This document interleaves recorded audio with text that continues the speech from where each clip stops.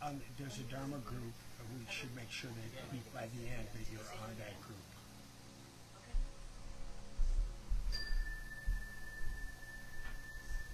All right, welcome, nice core group. This is sweet. I one of my favorite times here is the low season. And for our group, we got as intimate as 4 or 5 people during the coronavirus on Ruthie's patio. But this feels a little bit like how it started. Remember, there was about this number of people. Of course, we're all curious at that stage, and hopefully our curiosity is continued. So anyway, we're on a series about Brahmavaharas, and this will be the third one today. And Wendy's going to lead us in a meditation. Start. Good morning. Good morning. Let's find our comfortable seat. And for me, that means sitting, whether I'm in a chair or on a cushion, with a soft front, supported by a strong back. And when I say soft front, I mean that the muscles of my face are relaxed, my shoulders are back,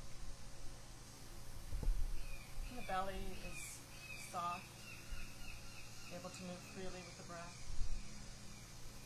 My hands are in a position of rest, however that lands. And this physical soft front is a reminder that whatever is about to happen, I can meet with openness. But in order to not be bowled over, I like to practice with a strong back. And that doesn't mean statue back, it's not rigid. But it's putting my body in an uplifted,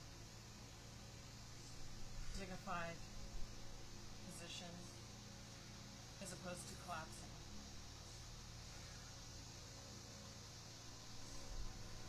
And it's this inclusivity of a soft front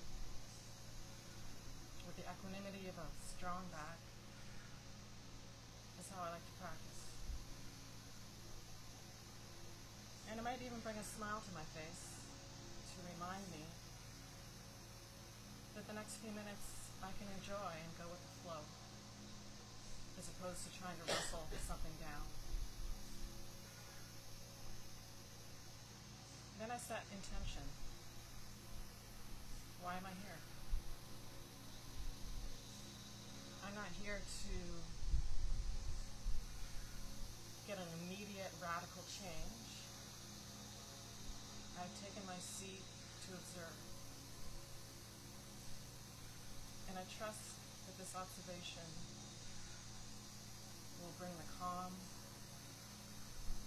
clarity, and transformation that I desire.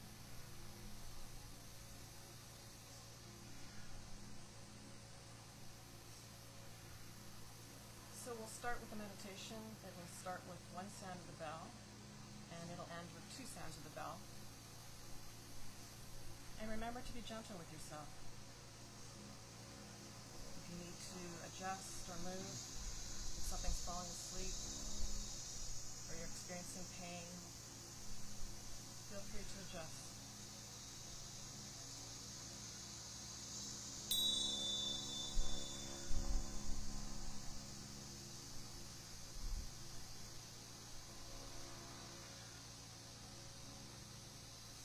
Breathing in, I'm aware that I'm breathing in. Breathing out, I'm aware that I'm breathing out. In, out.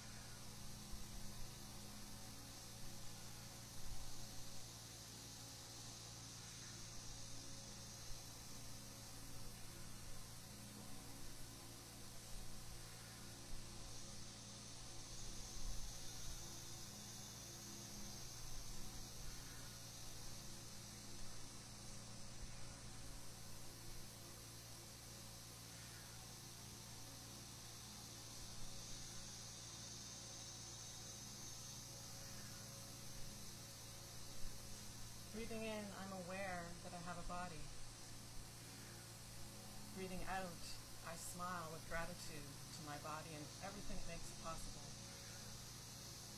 In, aware of body, out, smile to body.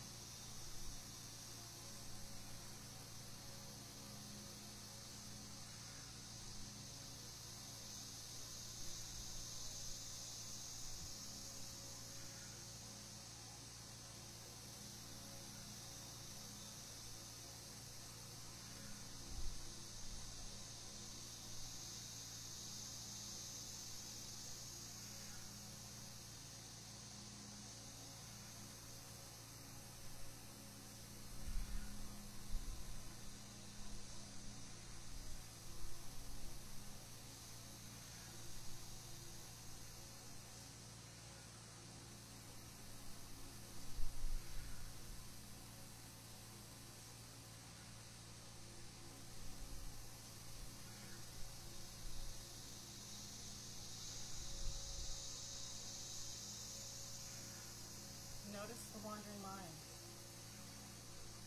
Notice if my attention has drifted to thoughts of the past or the future. And gently bringing the focus back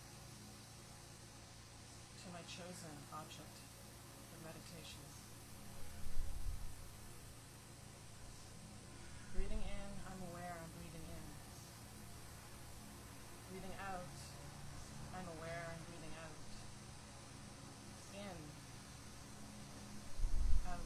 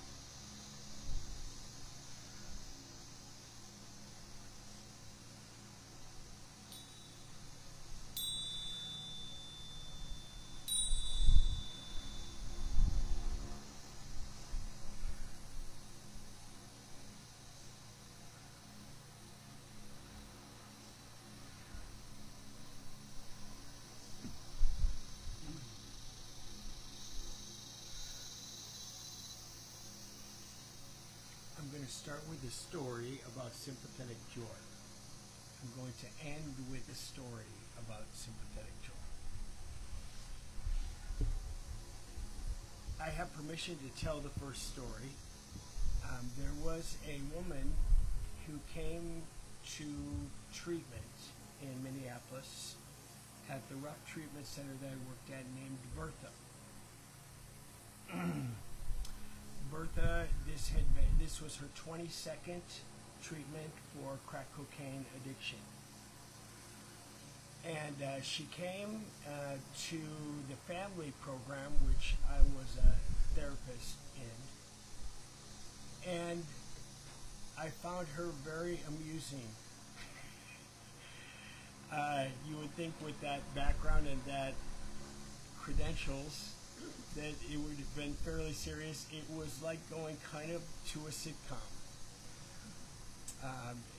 Bertha was an African-American lady, 50 years old, and she was hilarious. Just hilarious. I have to say I enjoyed our appointments, and I wondered what we were going to work on.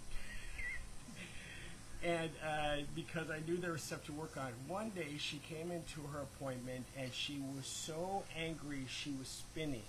So the other Bertha she left behind that day, the charming one, and she couldn't sit down in the office. She was so agitated. And so I waited, and finally she sat down, and I said, "So who is this today showing up?" And she said, "I am so angry at my son today." I said, "Okay, what did he do?" And she goes, "I asked him to bring me $20 for cigarettes, and he said no." So I was waiting for the rest of the story, and that was the story. That was it. So I said to her, "That's a very strange story. I don't understand the spinning. That just seems," and she goes, "Nobody says no to Bertha." I laughed. Because that was a pretty hilarious comment. She didn't laugh. And then she said, "I don't like you." And I'm like, "Doesn't matter. I'm not here to have you like me. If you do, that's fine." I said, "So, what is it about no that gets to you?" She said, "I don't know. I don't know." She was still agitated. All of a sudden, my human development training background kicked in, and I said to her, "What happened to you at 3 or 4 years old?" She said, "Why do you say that?" And I'm like, "Just wondering." She started crying. She said, "That's when my parents abandoned me."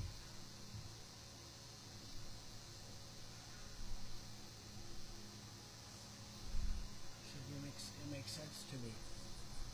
I said, 3 and 4 years old is the age where parents have to begin to stick to the word no. Not only say it, but stick to it in preparation for that the world doesn't go your way always. And so I said, "Well, Bertha, now I've figured out what we'll work on. We'll work on you practicing to accept the word no." It was a cognitive behavioral place, and so I thought that fit with the cognitive behavioral strategy. So I said, "I'd like you to write down how many people say no, and I know that this treatment center is full of people who say no to you." And I said, I'd like you to write, and then I'd like you to come and tell me all those circumstances and if whether you got anywhere towards accepting the no. She says, why do I need to do this? I said, well, this is your 22nd treatment. You don't even know how to say no to yourself, do you? I kind of stopped her in her tracks. We didn't have as many laughs in the previous sessions. Now I'm going to skip to the ending. To graduate from this treatment center, she made it through the treatment. She rarely made it through the whole 3-4 months of the treatment. And you had to be sober for 10 months to graduate. So you had to be in the aftercare program for 6 months and stay sober, and then you graduated from the program. I thought it was brilliant given the clients that we were working with. It was going to take that amount of time to even have the possibility. And the graduations in those 10 months, there maybe had been 300 people through in those 10 months, and there were 12 graduates, often 12, 15. That's how many did it. Bertha was one. First time she had ever made it sober, 10 months. And she stood up, and people could tell a little of their story. She goes, I learned how to accept no.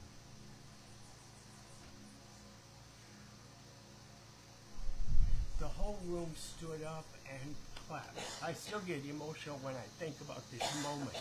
Everyone was so happy for Bertha's success. Surprising success. And my boss came afterwards and she goes, was it you working with her on no? Because the rest of us were not. And I'm like, it's the only thing we did. And she said, well, that was the right thing. She said, I had zero possibility that this lady was going to make it through this program. What we all experienced with Bertha at that graduation was sympathetic joy.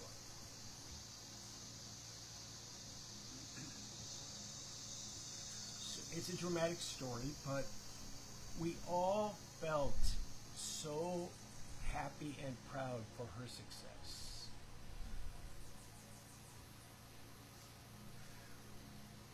The Buddhists teach this as a companion with compassion. The second and third together, that compassion is how to connect with someone and their struggles, a difficulty, how we can show compassion to them both in our presence and in things that we would do. This is the same coin but the other side, and that is, how can we be there wholeheartedly, freely, when people succeed, are happy, are joyful. It sounds so easy. It sounds so obvious that this should just be how we would be. It's not that obvious. There are all kinds of impediments in the way. I wrote down a few of them.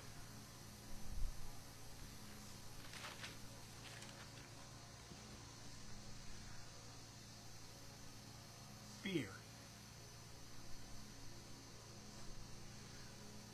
jealousy, stress, resentments. These things all get in the way of us joining people in their best selves, in their best moments.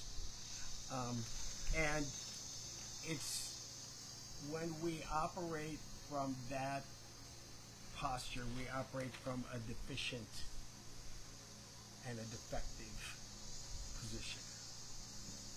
There's a lady, I'm going to go to one of the quotes. I'm not going to follow my beautiful order. Sharon Salzberg, who is one of Ruthie's favorite speakers, former nun, right? Mm-hmm. Yes. who Not Roma, she is a nun. she's a nun, a Buddhist, a nun practicing Buddhism.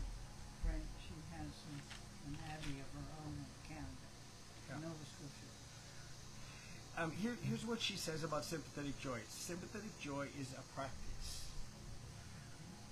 which says that it doesn't necessarily come naturally because of the impediments that get in the way. Sympathetic joy is a practice. It takes time and effort to free ourselves of the scarcity story that most of us have learned along the way. The idea that happiness is a competition and that someone else is grabbing all the joy.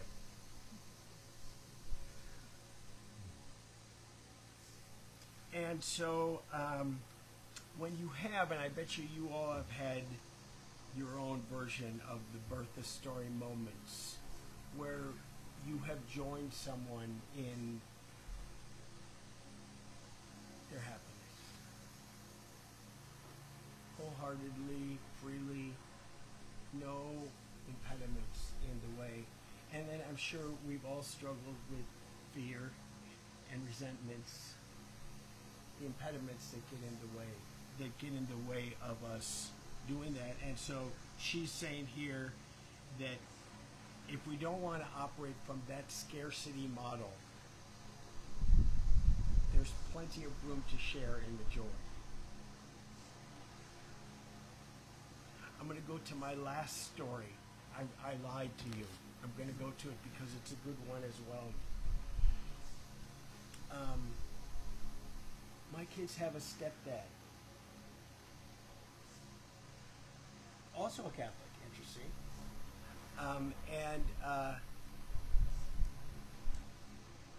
I didn't like him. Resentments, jealousy. He actually, in reality, and I feel none of this now, but in reality, he got to spend more time with his non-biological children than either of the biological parents. Because my ex-wife was busy in her occupation and raising the kids, and I had limited amount of time with my kids because of custody things. In my scarcity model, there was not room for Jim. There's only one dad, not two. So when my daughter came, a year into her experience with Jim, with the other family, and started calling him Dad and me Jeff.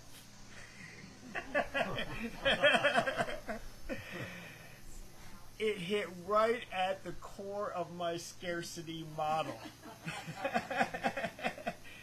I have never had a kid so destroy me with a sentence as that moment. I had to leave the room, and I went in the bedroom and sobbed. My fear was that I would lose her. That he would, in my competition model, somebody had to win, and I didn't like that he had supposedly won. My daughter was 4. She just didn't know, she couldn't figure out who to call what here. And so, okay, he becomes the dad because he's there more often, and you become Jeff because that is your name. You know, I think it made total sense, but emotionally and in my scarcity model, it made no sense at all. My practice over the years was to appreciate, before I knew this, was to appreciate Jim. He's a good man. He taught them things that neither of the two parents taught them. He would go further out of his way to help them than either of us ever did. So when my daughter got married and she said, well, I'd like my 2 dads to be on my arm down the aisle, I had no problem because he had become a dad to her, and there was room for that. it took a lot of practice and a lot of time for me to heal from my scarcity, fear-based, resentful model into that kind of joyous thing. And indeed, he was he never had children. My children were his children. They never had children beyond that. And he's a good boy. He's a good parent. Not perfect, certainly. But what I learned in those stories is really the value of when it comes naturally to explode with our joy for someone else. That's what the Buddha was talking about. When it comes time to face that there's other things going on that that are impediments in the way, then it's our time to, as Wendy brought out, to become an observer. To become an observer of ourselves. And when we see the scarcity model playing itself out, we begin the practice again of sympathetic joy, compassion, equanimity. See how all these are tied together, and loving kindness. The four Brahmavaharas. This is how to put love meat on the skeleton.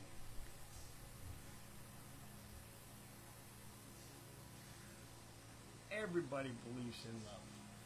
Some people don't act very loving, but they believe in love. These are the four ways that the model is fleshed out. When we offer loving kindness to everyone, no matter what our relationship with them is. When we can be with people when they are struggling.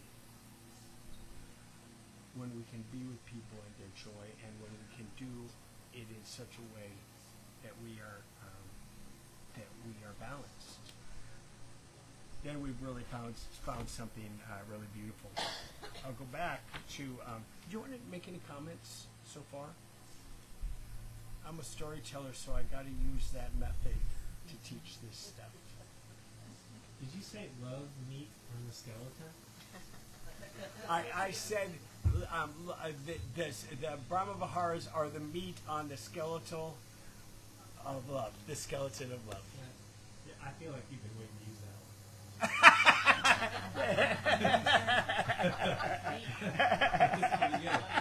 I think you even looked up to see if we were paying attention. Thank you for noticing. There's a very contemporary story that I don't see as perfect. Yeah. Apparently the most popular documentary on Netflix now is a story of a world-renowned singer who had to stop performing because she got a rare neurological problem. Celine Dion. And she had, it was so severe that what it meant was she'd have spasms and her body would tense up like that, so severely that she broke a couple of ribs because of this. And in the meantime, she lost her husband to cancer. And she says in the documentary, I'm going to perform again, even if I have to go. And she closed the Olympics. She opened the Olympics, right? She closed the opening ceremony Yeah. from the Eiffel Tower. If you haven't seen that video, it's the reaction to it. Illustrated sympathetic joy, sympathetic love. And the song she sang was Even Chaos, Human Love. And it's perfectly, you can't watch that without feeling good about the world. And the power of determination of What's it called? On Netflix. I am still on Celine Dion. Okay. I'll watch. If you do Celine Dion Olympics, yeah.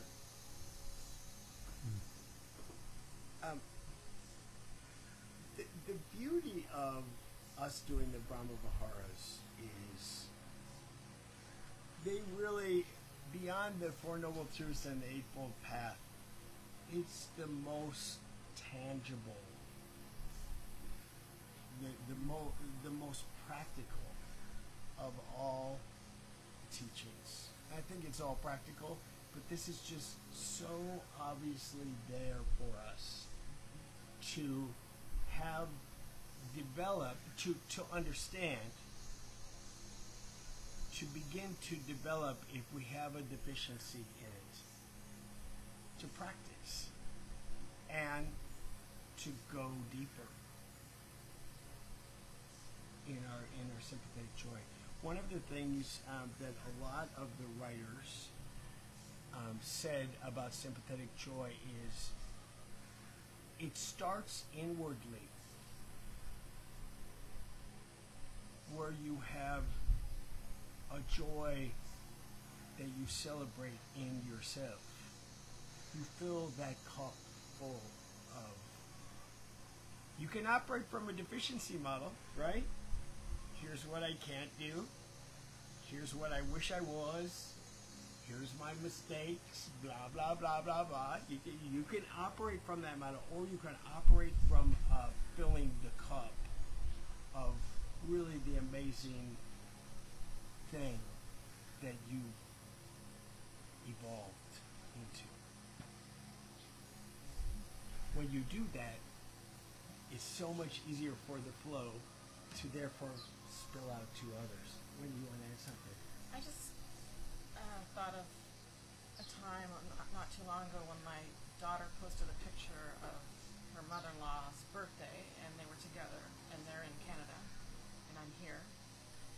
And I had this twinge of, oh, that should be me in the picture. That should be I'm here celebrating, you know. But then I kind of came, and I don't think I felt jealousy. I felt more sadness. But I think I came full circle in, I mean, her in-laws are amazing. They're amazing people. They're super nice, and they do a lot for them. And eventually I came around to, I was happy for them. But it's not easy. It took, you know, it took a bit of meditating and process, and but realizing that, well, I'm not there at that time, and she has, the good thing is she has somebody, she has other people.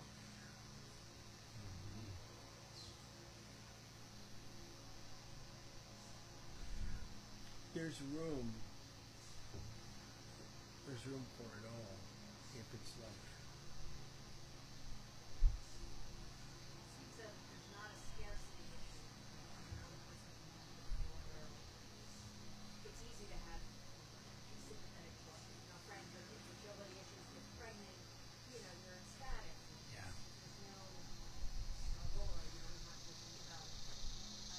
But it's when your ego or yourself is involved, so you have it, I don't, and you have it more, then it's almost forced. To me, like sympathetic joy is like erupting, you know, spontaneously. It sounds like it's not always, but it's worked on.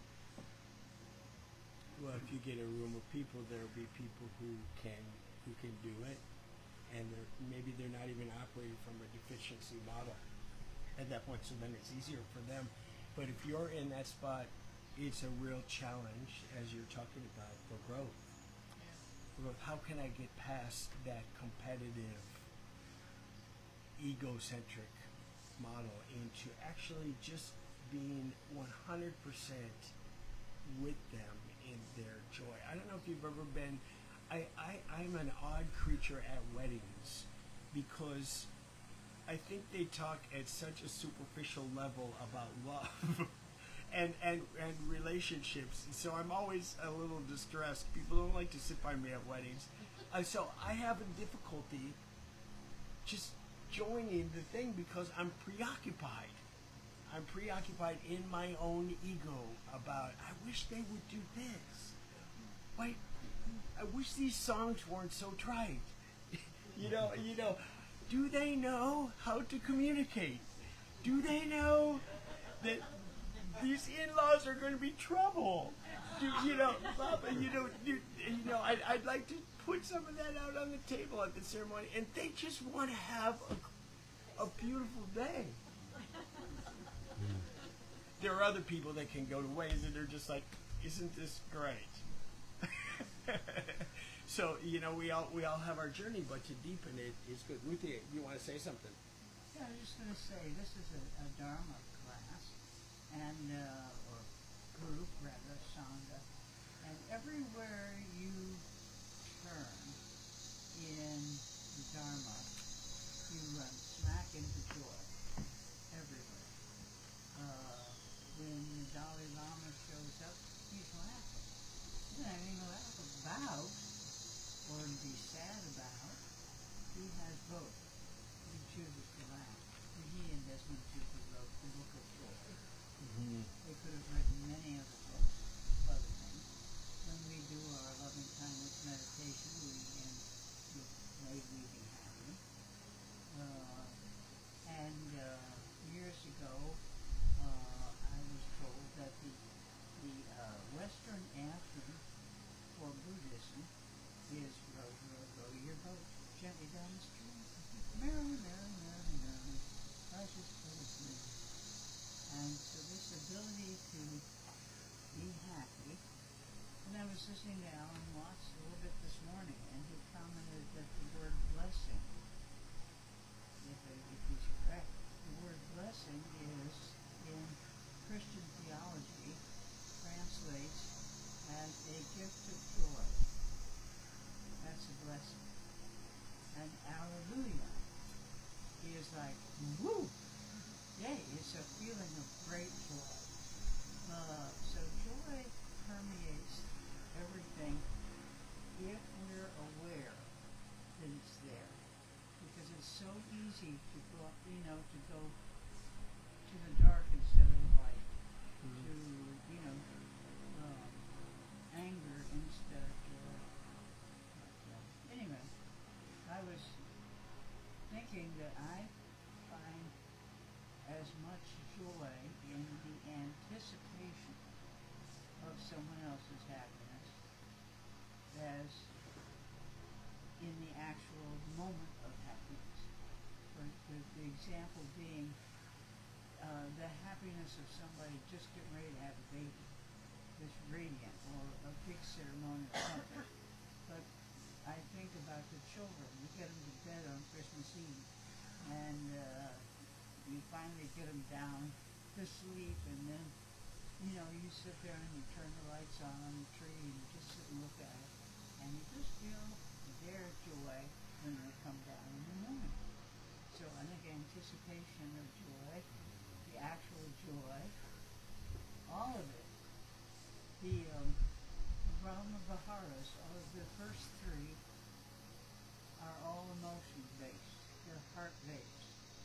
Equanimity is the mind balance to make this blessed abode, which is the definition of one of them, of the Brahmavaharas, to keep it in balance so it doesn't get goofy. Anyway, I think if we're aware of the moments that we aren't joyous, and that it's there like the sky all the time, we can tap into it by choice. Mm-hmm. By habit, by changing our perspective, by changing our mindset. Well, I think a lot of this is cultural.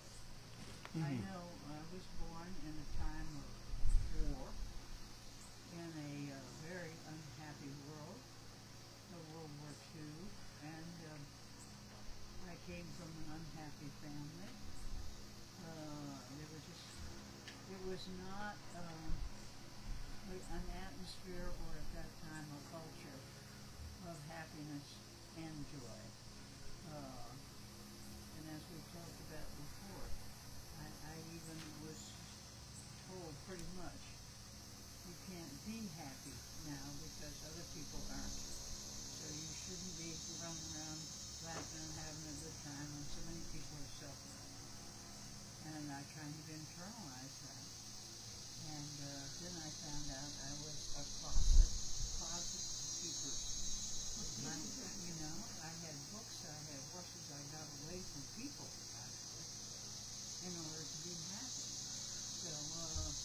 it's there. It's there for all. And it's just a matter of being aware of when you are either by circumstance or choice in a dark place and go to the light. One brief thing, we generally do not speak about politics. So we won't do it today, except for the fact that there is a lot of enthusiasm in the States right now for Kamala Harris. And I was surprised to hear that her name, Kamala, is her mother is Indian, from India. Her name translates as lotus flower. So there's like a little bit of Dharma in our current political situation, and because we know that the lotus flower is the erupting beauty of joy.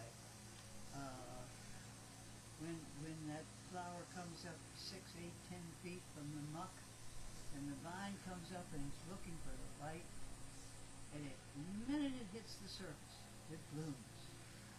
And so when we find joy, we bloom. And anyway, that's all. Just a couple of Out of our deficiency muck. You know, that's the beauty of the lotus flowers. Well, It comes from the mud. wars Yeah. and bad things happening are muck. And so, And I think it's also recognizing which seeds to water and which seeds to not water. yeah. Yes. And that's how you did. That's how you begin to deepen it. Right. Is when you differentiate. This is something that will grow. This is intuitively the happiness. Yeah, this is something I joyful want path. to grow. Yeah, I want to grow, and this I want to diminish. I need to starve this plant. I need to starve my competition, Yeah, my you can't wait for external. my insecurity, my fears. Instead of playing them up.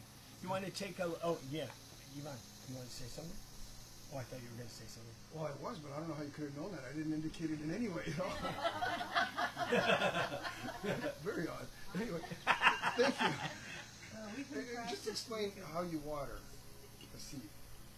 Well, I think we all store our seeds of different emotions in our subconscious, according to Buddhism.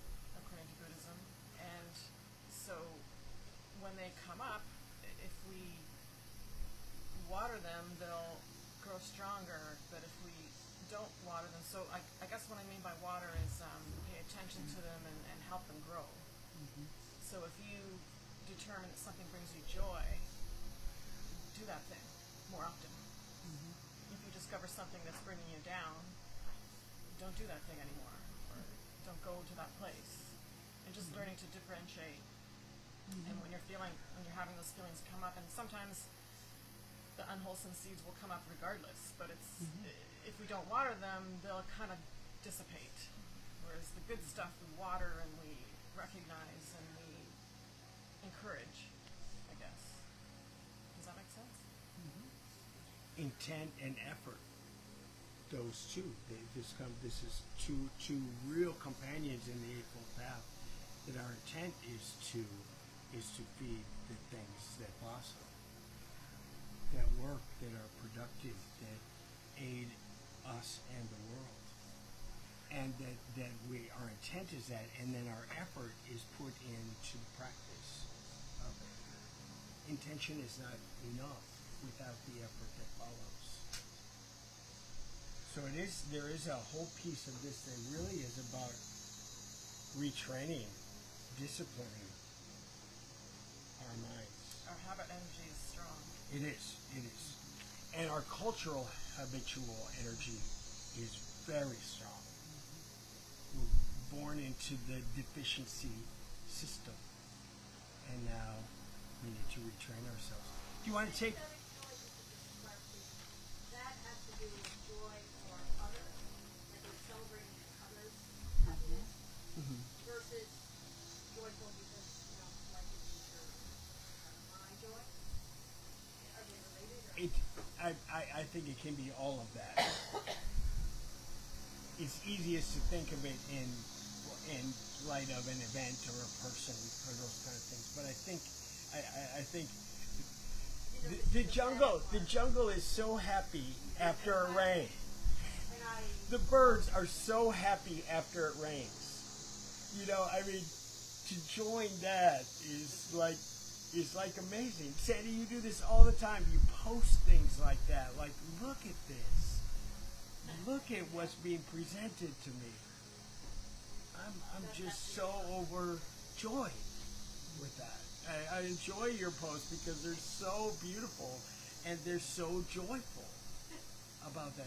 It's really awesome, and it's waiting for us to see. But we have to get past our hurdles, the things that we have traditionally put in the way we've been trained in. We've been part of systems that do that. You want to take a little inventory? Here's 7 questions on sympathetic joy. You don't need to. I was going to type this out and give you one. You could actually mathematically do it. But this is self-report inventory on sympathetic joy. Number 1. And by the way, you can think in your head, I almost never do this. I sometimes do it. Half of the time I do this. Fairly often I do this. Almost always I do this. First one. I'm sincerely happy for the achievements of friends and family. 1 to 5. When I think of a friend or family member, the first thing that comes to mind is their positive qualities. Their positive qualities. The first thing that comes to mind is their positive qualities. A little bit harder one. Even if my friends or family are better at me at something, I am still quite willing to see them succeed. When I see another wish, when another person's wish finally comes true, I often have the feeling of how wonderful this is. I notice that many, I can't read my writing. I noticed that the many little kind, I'm going to make this up. I noticed that the many little kind gestures, performed by others. I noticed it. Yeah, because I fumbled it. I noticed the many kind gestures performed by others. I noticed that. I still have the ability to share in other people's happiness even when I'm going through tough times. Even when I'm going through tough times. Last one. I feel blissful for the celebrations of friends and family, such as weddings and birthdays. That's a work area.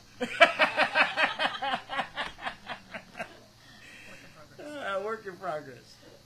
You know, when you think about all the nuances of those questions, we probably each have a journey. We have areas where this comes naturally to us, and then areas where we really will need to practice bringing ourselves down the road of that. There are significant results, so say researchers, to this idea. And they are, on this page, greater life satisfaction and happiness, increases of willingness to help others and likelihood of following through with your intentions, better personal relationships. They did a study with teachers and students, and they measured the change in job satisfaction for the teachers and their student scores for the students. And if there was joy in the circumstance, both of those were significantly above the others. Job satisfaction and test scores. there's a whole physiology of the pre-cortex area of our brain that becomes transformed when we do this, and it broadens the network of these subregions in the frontal cortex. It broadens it rather than narrowing it down, and that makes the world bigger for us, and more people can fit in it and that's the practice of this. I think there's a lot of this in the air in the Tibetan East. It's completely different than our experience, and so therefore we have very unique hurdles. I think this is embedded in that culture. I'm assuming that that's part of the medicine. Yes, it is. Don't worry, be happy. You know. If you want to, put it on a banner. if you want to see another video on Reels on your computer, it's these 3 kids from Jamaica singing "Don't Worry, Be Happy." I 3 love kids it. on the talent show, whatever that do with Simon Cowell's Oh, yeah. America's Greatest. Talent or whatever, whatever that is. They're singing it, and the whole crowd is just like, "Oh my gosh!" And even Simon Cowell, who's kind of a grumpy guy, Yeah. he's just like, "I love this song." Yeah. All of the music is Yeah, it was. If you're happy, you know it's happy hands, and how many children till we taught to do that? Put your left foot in, your right foot in. You're happy, clap your hands. This is also an antidote to we can be poisoned by this current circumstances of the world if we allow it, and this is a counteraction to it. This is the beautiful current underflowing everything. I don't know if you've noticed, but there's always bad stuff on Facebook. Stuff that you're like divisive and mean-spirited and those kind of things. And there's so many beautiful stories coming through now of that you're just like, I just need to share that. That's too wonderful. About the old guy eating at Arby's, and that Arby's giving him free meals for a lifetime, and all of these, and some of these historical stories where there's this beautiful, beautiful stream flowing deeper than the current muck. And so that's why I think this is such important stuff for us to medicine to drink. What else do you want to say? I'm not going to go to any more notes. Can I share something about this? Of course. briefly? Yes. Like, so, without getting into too much details, it's just hard for me when I'm talking. There's, like, so my sister has a daughter, and when my niece was born, my sister was struggling a lot, and so, long story short, she had to go away to get treatment for like a year. And so I moved back into our family's house, and I was like a primary caregiver for my niece for like the first 7 years of her life, along with my mom, as my sister was kind of reconstructing her life again. And I always said, okay, if I could just make it to when she's 7, then I can continue with, then I can move on, but I need to be here now for the family and for my niece. And that time came where it was like my sister was doing better in life. She got back on track, really blossoming. And then there was this moment where it was like I'm the mom now. I'm the mom. I've proven it, right? Yeah. And I was, but when it was first happening, it was like, oh, can I take, can I take my niece out? And my sister would be like, no. And I would be like upset at first. I'd be like, what is this? Because I felt like I wasn't appreciated, or like that there was like a severing happening of our relationship. And then it was, and I would sit and do my practices, and it was, within not too long, I was like, it was the sympathetic joy that happened where I was like, she's coming into her own personhood and my sister and becoming a mother again, and I need to step back so that she can develop that relationship with her daughter, because like my niece would call me Mama Ora, like the name, but Mama was Mama, but I was Mama Ora, for a while, and then I was like that, how would that feel for me? It reminded me of what you were saying earlier, just on the other flip side of it, kind of like how to also not be attached to that. And what was cool was they just had a trip to the Bay Area where I lived in my 20s, and my sister, when she was younger, visited me up there. And I used to work in a pizza place when I was in college. I was at wait tables, and that pizza place is still there. It's called Zachary's. And then when my sisters were visiting, I used to always go to the botanical gardens there in Berkeley. Like once a week, I would go to the botanical gardens. That was like my place. And my niece texted me, because now she's 10. She was like texting me a picture of the pizza. She's like, "We're at Zachary's Pizza." And then she was like, "Oh look, we're at the botanical gardens." And so my sister was taking her to all these places that like I had taken, so it like kind of comes full circle. And then that also made me happy. So it's like this feedback loop of, appreciation and love and that sympathetic joy, which, it is, and it continues. It's not like one incident, but it's so much more rich that way, and it's so healing in the relations, because we've had problems in our relationships too, like, challenges as siblings for many reasons. So I just wanted to share like how much I'm appreciating this particular, all of them, but like thank you for to be sharing. happy for another person's blossoming. Yeah, absolutely. Beautiful. Yeah. I'd like to bring something up too, and this is kind of the opposite.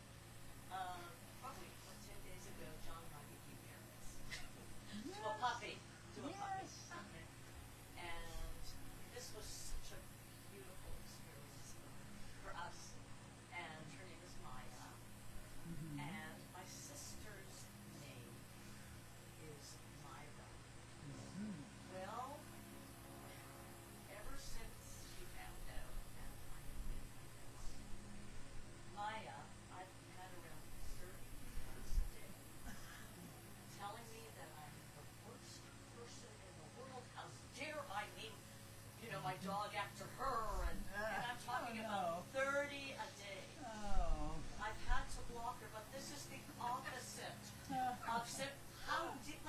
It's our joy. We're so happy, and she's so angry at us. So, and I even said to John, she's so upset. Let's just change the name. And John said, no, we're not doing that. You're right. We're not doing that. So, I told her, what makes Yeah. you think we would name a beautiful little puppy? well, that's an example of not. Yeah. That's a Yeah. perfect example of if you let her make you unhappy, she will. Yeah, and she wants She to. will do that, She wants What is it? I don't speak German, but what is it? Schadenfreude. Schadenfreude. Schadenfreude is taking pleasure in making other people unhappy. Exactly. And Yeah. Weltschmerz is world pain. And the bottom line is, if you expect the world or anybody to give you happiness, you better think again. Yeah. You're going to get plenty of it from plenty of people, but you can't say, he made me unhappy or she made me unhappy, and they did, And my whole life I've been It's dealing with your. Look at the contrast between these two stories. Yeah, both And, sisters. and so one is harsh Yeah. and one is gentle. Yes. Is working towards being gentle Yeah. away from harshness. Yeah. And so that you're absolutely right. Row that boat gently down the stream. But rowing is also an effort. But the song is around. Goes with one group to the next. It does. to the next, Yeah. And it never ends. That's all. Have you successfully gotten through this? Like, do you think? No, I had to block her. That was the only way I could do it. She was affecting my obviously not. No, I'm just trying to. She's not, and I think she's got some deep emotional problems, Yeah. and I feel for her, but it's not to the point where she's just attacking me all the time. You did something productive by blocking her. You stopped the circle. Yeah. You stopped the circle from going on, and so that doesn't sound very gentle, but there's a gentleness in That's that where the approach. equanimity comes in with the Absolutely. emotions. From Yeah. the heart to the head, you know when to get that thing under control. I was just gonna say, like maybe in one of your meditations, you could just Yeah, make her one of the people. think of Totally. that somehow she's suffering. Oh, absolutely. I talked to John and- about this. She's suffering. Yeah. And I feel for her. Yeah. I really do. But But I have to you gotta pursue. draw the line somewhere. I have to go over. For yourself. Yeah. That's too bad. Well, really good topic. Practice this. It will be of benefit internally, and you'll see the world through a different lens. I think it's beautiful stuff. I love the pairing of compassion and sympathetic joy. It's really a nice, practical love on the meat on the skeleton of love. Bill, you're listening to me. I do that for you.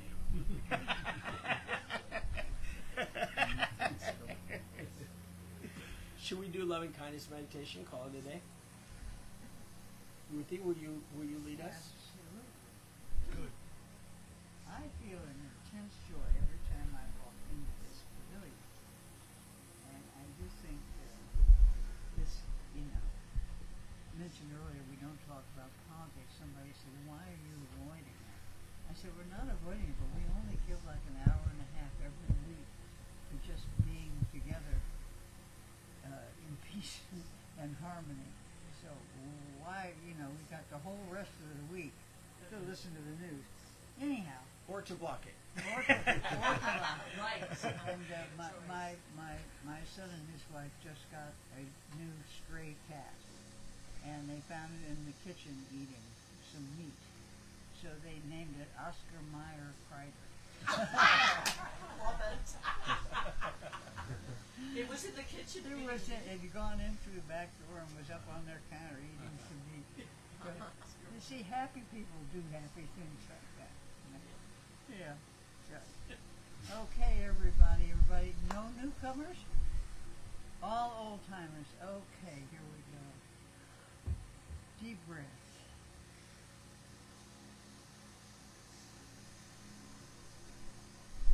Bring yourself to mind. Smile to yourself. And say, may I be well. May no harm come to me. May I live with ease, calm and peaceful. May I be happy. And now, to someone we love with all our hearts. Look at them, smile to them, say their name, and say, may you be well. May no harm come to you. May you live with ease, calm and peaceful. May you be happy. And on to our neutral person. If you don't know his or her name, say, dear friend. You can say that if you do know their name. Dear friend, may you be well. May no harm come to you.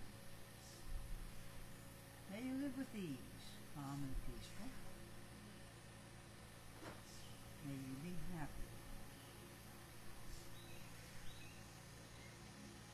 And now,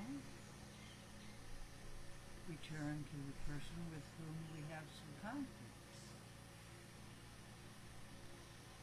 someone who doesn't like us, or we don't like them, or we're having a problem. And now we're just going to see them as people, just another person, and bear them no ill will. So you look at this person, you smile to them, you say their name, and you say, may you be well. May no harm come to you. May you live with ease, calm and peaceful. May you be happy.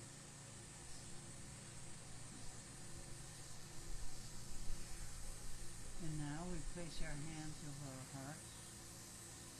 We think of all the millions and billions of sentient beings on this plane and possibly on other planes. And our hearts are as far out as they can go and embrace everything. And this time we say, may all beings everywhere, on this plane and all other planes, be well.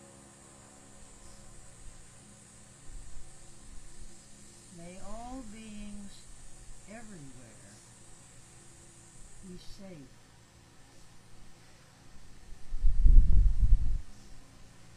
May all beings everywhere be free from suffering.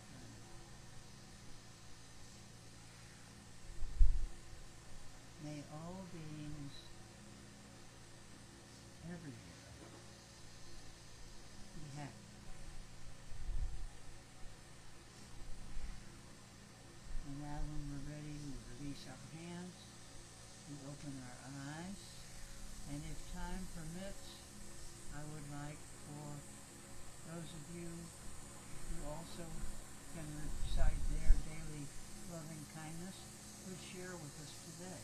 I know Jeff has a beautiful one. I think you do too, don't you? So Jeff, shall we have another loving kindness? Let's overabundance with loving kindness.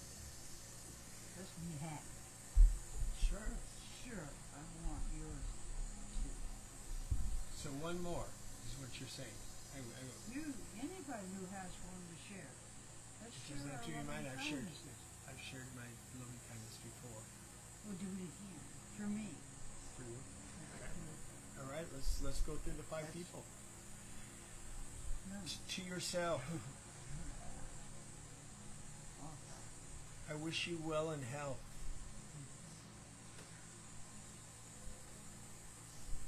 Peace inside and out. Honesty and integrity. Happiness and love.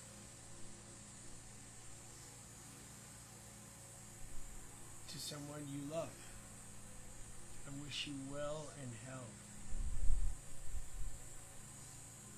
Peace inside and out. Honesty and integrity.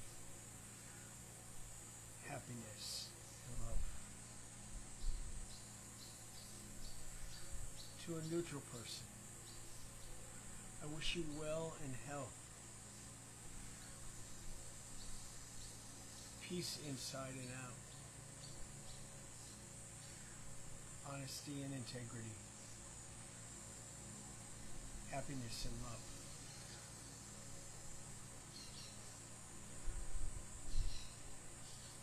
To someone who's difficult, I wish you well in health. Peace inside and out.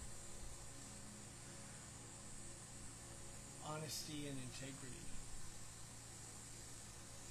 Happiness and love.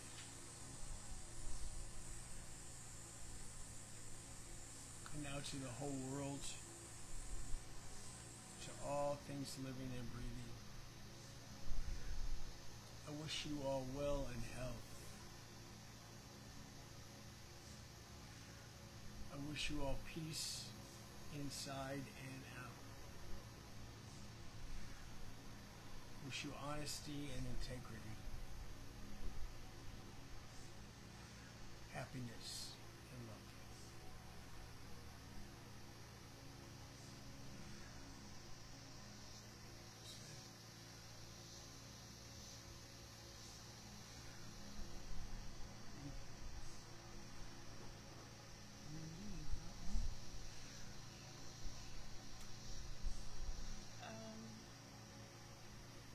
No, but I can share a quote from Shantideva. Uh-huh. All the happiness in the world comes from thinking of others, and all the sadness in the world comes from thinking only of yourself. All happiness comes from Thinking only of yourself. Sorry, we didn't hear either at the same. Oh, sorry. Shantideva is a great Indian master. He said, all the happiness in the world comes from thinking of others, and all the sadness in the world comes of thinking only of yourself. Something like that. Very. Jeff, can I say one thing? When you say, it might be my hearing, but it sounds like to me you're saying, I wish you well in health. That's what I thought. Okay, I'm not the only one, thank God, okay. Well, in health. In health, It wasn't until the next third one that I heard that, yeah, maybe because I'm further away. but I knew that's not what you meant. No, no. But you would have wished them well in health too. I would. That'd be very kind. If there was such a place as hell, I would wish them. Well, This can be hell right where we are. it probably is. Somebody once wrote, happiness is a new puppy. Absolutely, Absolutely. absolutely. We should do our ending. All right, we're ready. Okay, guys. 1, 2, 3, go. Go in peace. Go making peace. Living gently. Loving mightily.